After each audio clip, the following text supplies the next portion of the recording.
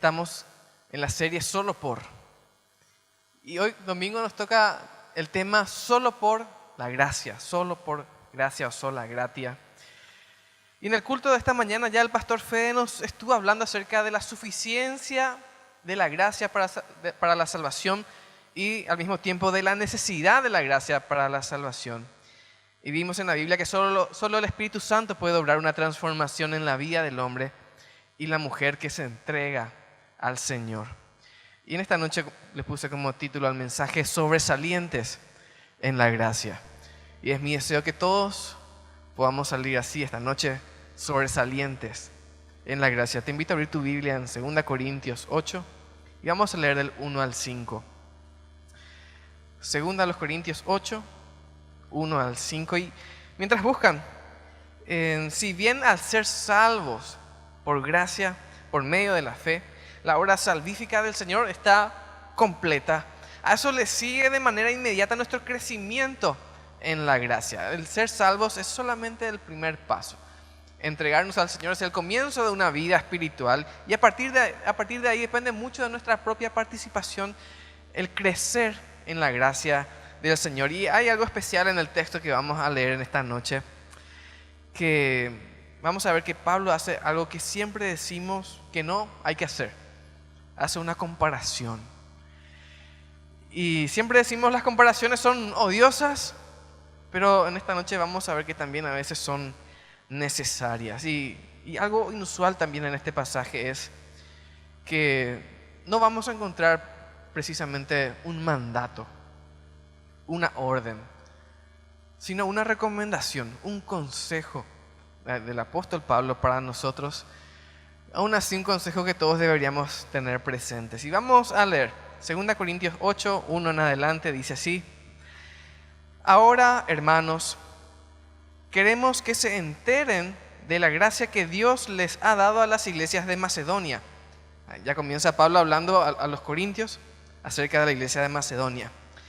En medio de las pruebas más difíciles, su desbordante alegría y su extrema pobreza abundaron en rica generosidad. Soy testigo de que dieron espontáneamente tanto como podían y aún más de lo que podían, rogándonos con insistencia que les concediéramos el privilegio de tomar parte en esta ayuda para los santos. Incluso hicieron más de lo que esperábamos, ya que se entregaron a sí mismos, primeramente al Señor y después a nosotros, conforme a la voluntad de Dios. De modo que rogamos a Tito que llevara a feliz término esta obra de gracia entre ustedes, puesto que ya la había comenzado. Pero ustedes, así como sobresalen en todo, en fe, en palabras, en conocimiento, en dedicación y en su amor hacia nosotros, procuren también sobresalir en esta gracia de dar.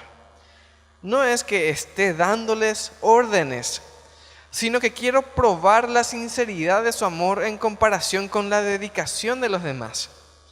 Ya conocen la gracia de nuestro Señor Jesucristo, que, aunque era rico, por causa de ustedes se hizo pobre, para que mediante su pobreza ustedes llegaran a ser ricos. Aquí va mi consejo sobre lo que les conviene en este asunto. El año pasado, ustedes fueron los primeros, no solo en dar, sino también en querer hacerlo. Lleven ahora a feliz término la obra, para que, según sus posibilidades, cumplan con lo que de buena gana propusieron. Porque si uno lo hace de buena voluntad, lo que da es bien recibido según lo que tiene y no según lo que no tiene. No se trata de que otros encuentren alivio mientras que ustedes sufren escasez. Es más bien cuestión de igualdad. En las circunstancias actuales, la abundancia de ustedes suplirá lo que ellos necesitan, para que a su vez la abundancia de ellos supla lo que ustedes necesitan. Así habrá igualdad, como está escrito: ni al que recogió mucho le sobraba, ni al que recogió poco le faltaba. Hasta ahí la palabra de Dios. Y pienso, qué pasaje tan interesante. Sabemos que las cartas se escribieron en un contexto específico a unas personas específicas, pero siempre vamos a encontrar alguna que otra cosa que podamos aplicar a nosotros, ya que vivimos también en circunstancias similares en muchas ocasiones. Y vamos a dividir esto en porciones y, por la gracia de Dios, aplicar esto también a nuestra vida. Y lo primero que quiero mencionar es nuestro primer punto: la gracia vivida en una iglesia humilde.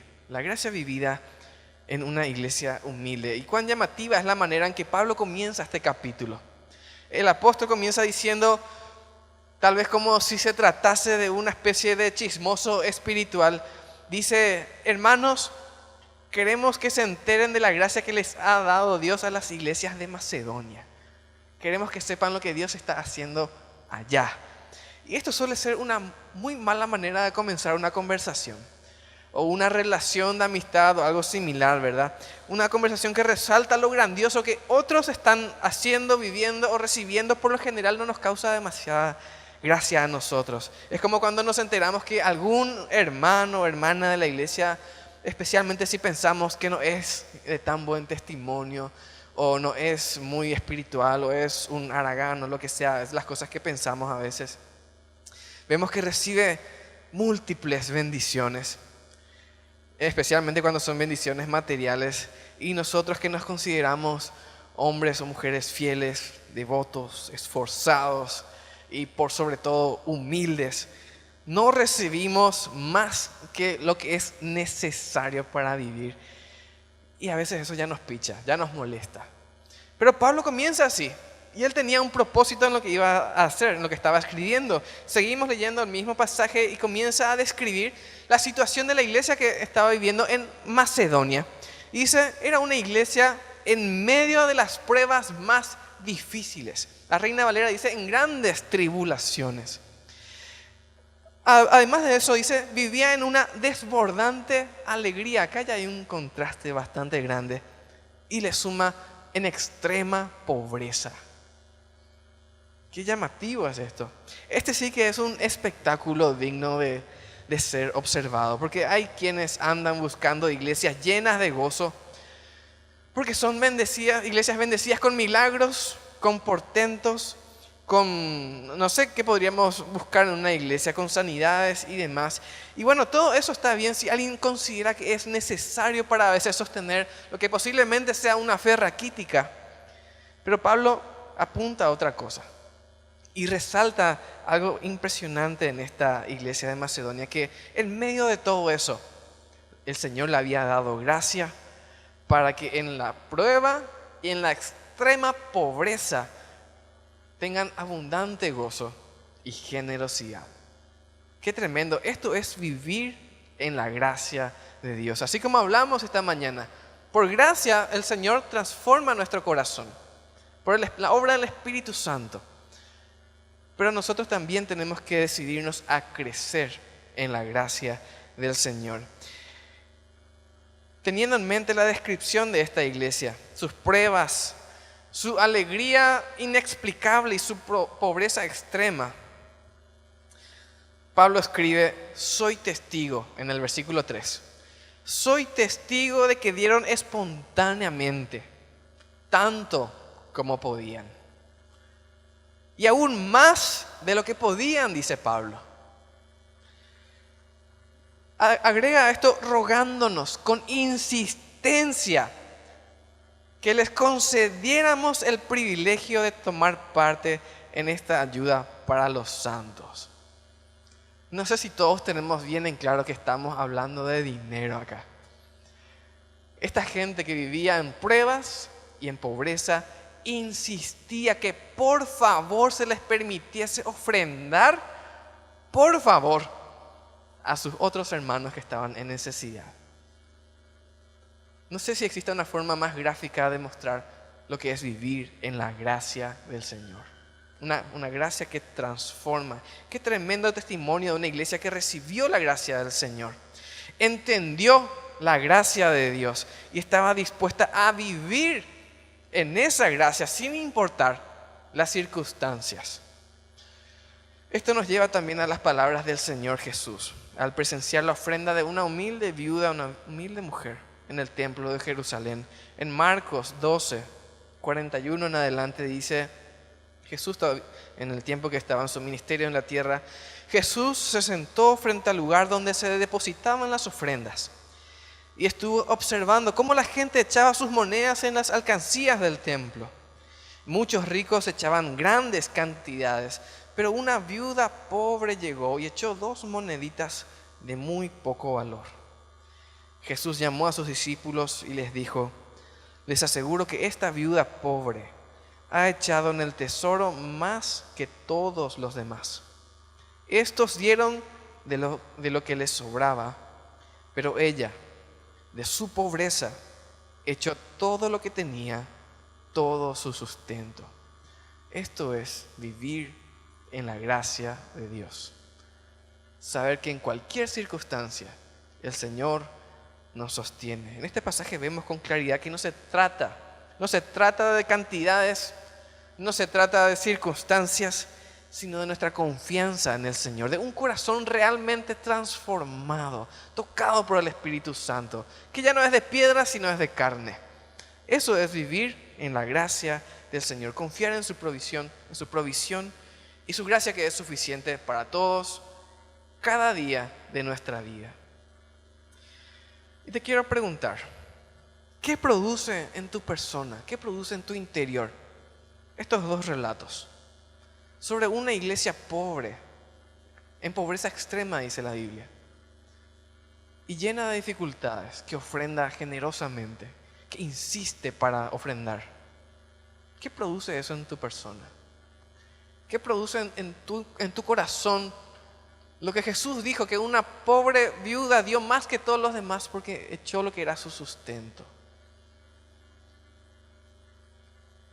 Eso es vivir en la gracia de Dios. Y no es nada fácil, es un gran desafío, pero es la gracia que el Señor nos da. Pablo estaba enfrentando claramente y sin rodeos una iglesia con otra. Nosotros podemos enfrentarnos también a ella y ver qué tan bien parados salimos. Y veamos ahora que no se trata solo de dinero, sino de un conjunto de atributos de gracia que debemos vivir. Y este es nuestro segundo punto, una iglesia completa en la gracia. Primero vimos una iglesia pobre, llena de conflictos y de problemas, que vivió en la gracia, estaba dispuesta a ofrendar mucho más de lo que podía. Vamos a ver ahora cómo debería ser una iglesia completa en la gracia, cómo deberíamos ser nosotros. Pareciera que la gracia significa nada más lo material, el sustento en este pasaje, pero la gracia en que debemos vivir abarca una serie de atributos que todos deberíamos tener presente. Y esto lo vemos en el versículo 7, si quieren seguir con la vista. El versículo 7 de nuestro pasaje dice, pero ustedes, hablándole ya a los corintios, así como sobresalen en todo, y acá tenemos una lista, en fe, en palabras, en conocimiento, en dedicación y en su amor hacia nosotros. Ahora viene la colita, y en la colita siempre está al final el veneno. Procuren también sobresalir en esta gracia de dar.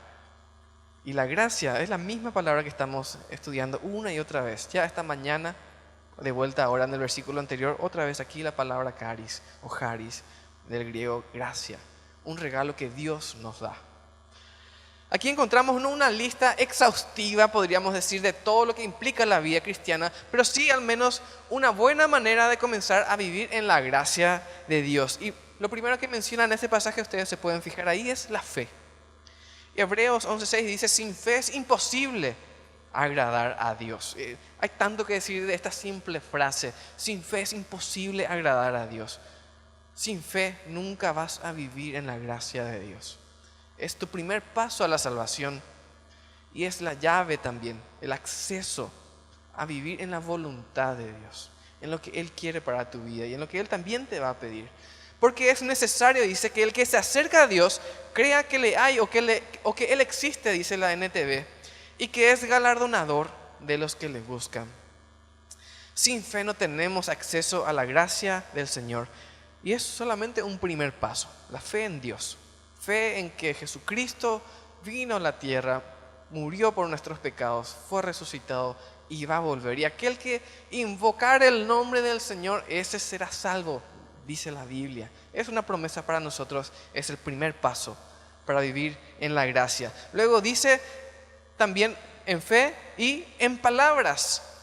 Y podemos decir, afirmar que esto se refiere a la predicación del Evangelio. Era una iglesia que predicaba, como también Pablo le ordenó a Timoteo en 2 Timoteo 4:2 dice, predica la palabra, persiste en hacerlo, sea o no sea oportuno, sea o no sea capaz políticamente correcto, sea o no sea amable en ese momento, predica la palabra, le dice Pablo a Timoteo, corrige, reprende y anima con mucha paciencia sin dejar de enseñar.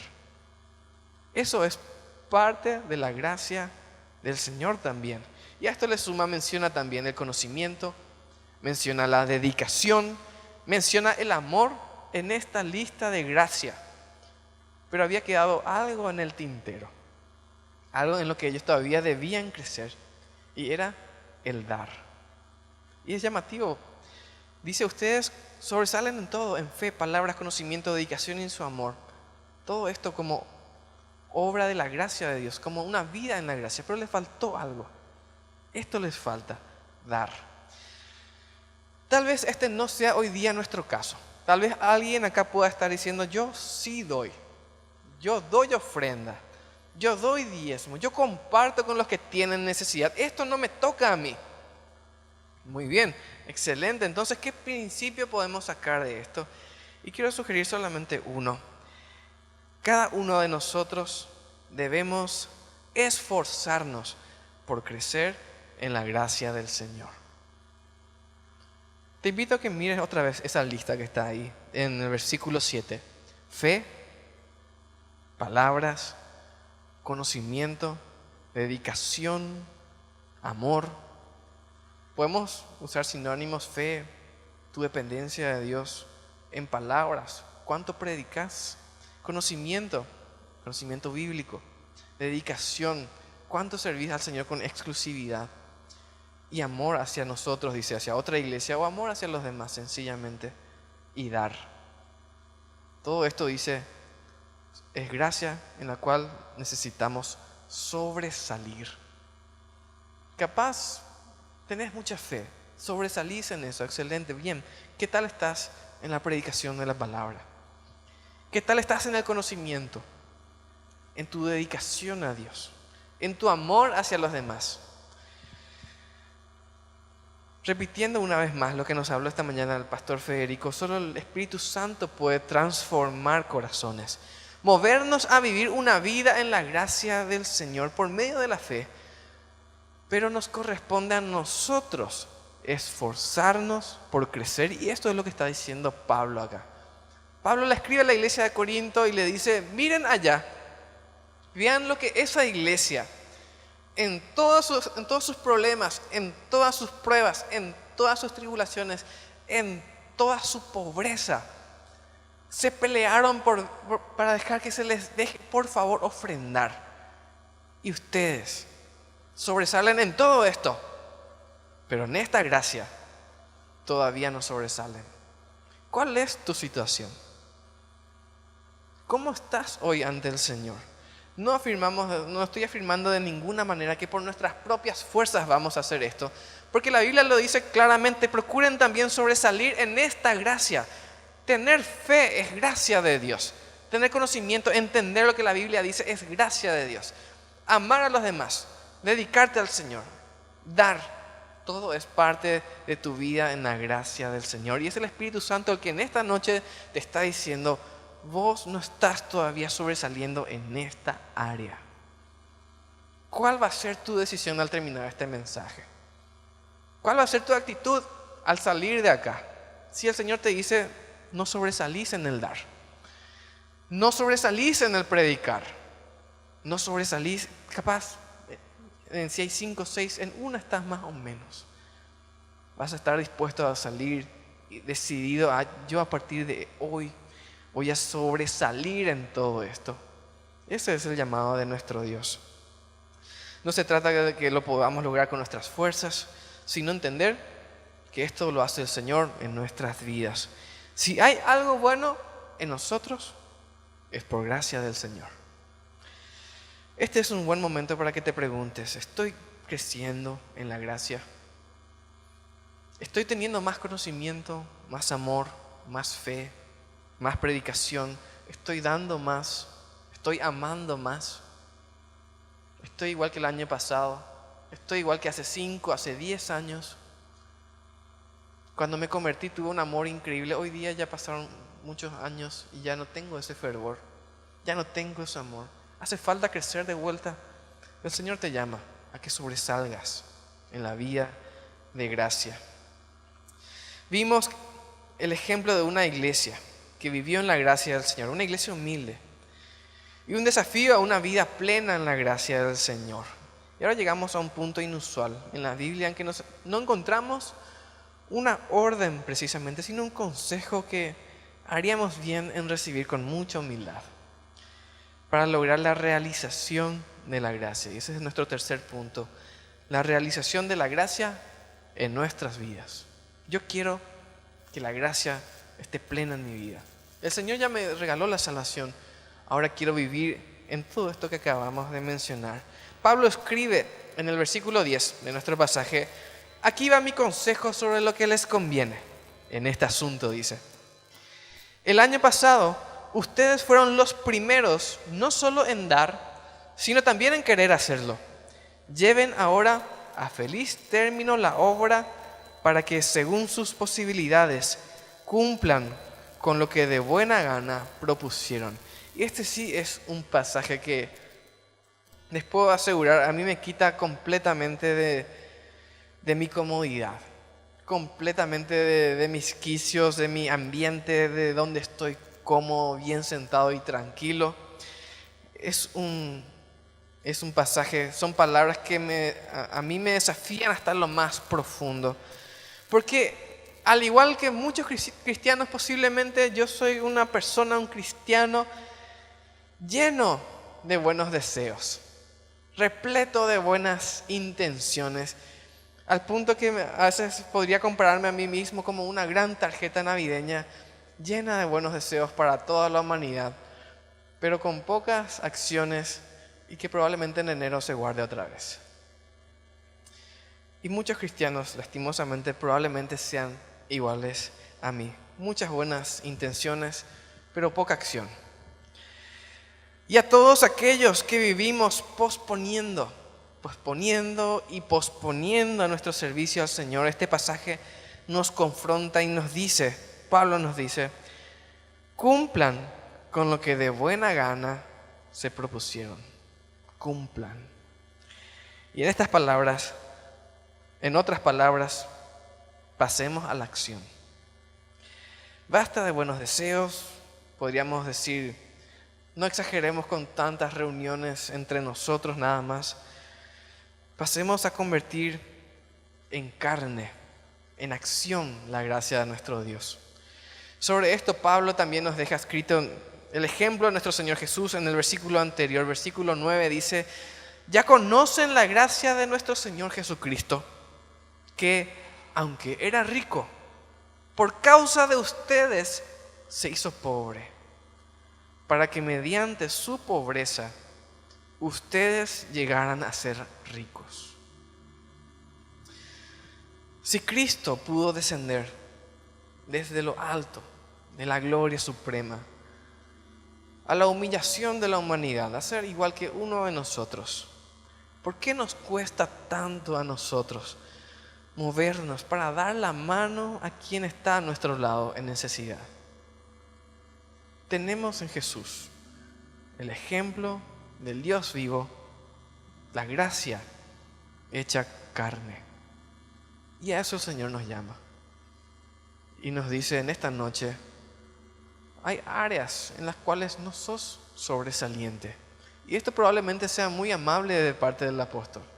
Capaz debería decirnos, hay áreas en las que estás sencillamente aplazado, fracasado. Pero el Señor no te llama a condenación, el Señor te llama a salvación. El Señor no te llama a que te humilles y a avergonzarte. Te llama a que te levantes y digas, si no estoy sobresaliendo en mi vida como evangelista, a partir de hoy voy a ser un predicador sobresaliente. Si mi fe no es ejemplo para nadie, a partir de hoy quiero que mi fe sea sobresaliente. No para mi orgullo personal, sino para la bendición de la iglesia y de aquellos que no le conocen. A partir de hoy yo quiero ser sobresaliente en la gracia de Dios. Ese es nuestro llamado. ¿Cuánto de la gracia estás viviendo? ¿Cuánto de la gracia del Señor está presente en tu vida? Yo sé que probablemente la mayoría de los que estamos acá ya entregamos nuestra vida al Señor y tenemos la gracia de la salvación. Pero tenés la gracia del amor a los demás, la gracia de dar, la gracia de servir, la gracia del conocimiento, de la fe, de la dedicación, de la devoción. ¿Está esa gracia presente en tu vida? ¿Cuánto de nuestras palabras y nuestros buenos deseos se convierten en acción? Que esta semana sea una semana de gracia hecha carne, de buenos deseos convertidos en acción. Y la Biblia dice que esto tiene un propósito, para que los hombres vean sus buenas obras y den gloria al Padre. Para eso el Señor te llamó a vivir en su gracia. Nada te hace falta. La misma gracia que estuvo en la iglesia de Macedonia, que les hizo rebosar de gozo en pruebas y pobreza, es el mismo Espíritu Santo, la misma gracia que está hoy día en tu corazón. Tal vez lo que hace falta es que nos decidamos a crecer. Te invito a inclinar tu cabeza un momento.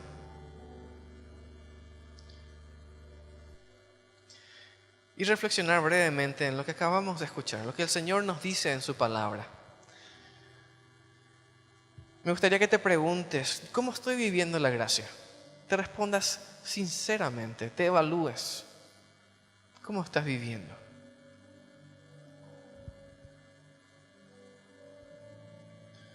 Y si el Señor en esta noche, a través de su palabra, te dice, te falta para sobresalir. Te falta para sobresalir en la fe, en la predicación o en el área que sea. Yo te invito a que en esta noche hagas una oración de compromiso con el Señor y permitir que el Espíritu Santo haga su obra completa en tu vida.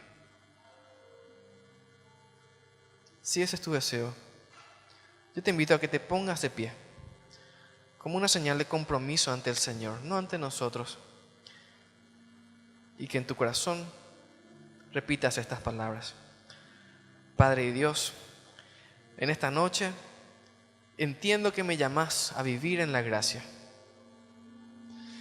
Y entiendo que estuve siendo menos que sobresaliente. Y te pido perdón por eso. A partir de esta noche, a partir de hoy, quiero comenzar a vivir una vida sobresaliente en la gracia. Sobresaliente en la fe. Sobresaliente en la predicación, en el conocimiento, en la dedicación, en el amor y en el dar a los demás. Quiero ser un siervo fiel que da gloria a tu nombre con mis acciones.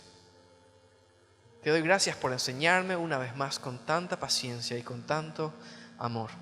Te ruego que me ayudes a mantener firme esta decisión en el nombre de Jesús. Amén. Sin el obrar del Espíritu Santo, el Hijo de Dios es un hombre más entre otros hombres. Sin el obrar del Espíritu Santo, la fe en Cristo es una religión más. Pero por el obrar del Espíritu Santo, todo esto se convierte en buenas nuevas de salvación. Solo por gracia es reconocer este rol que solamente el Espíritu Santo puede tener.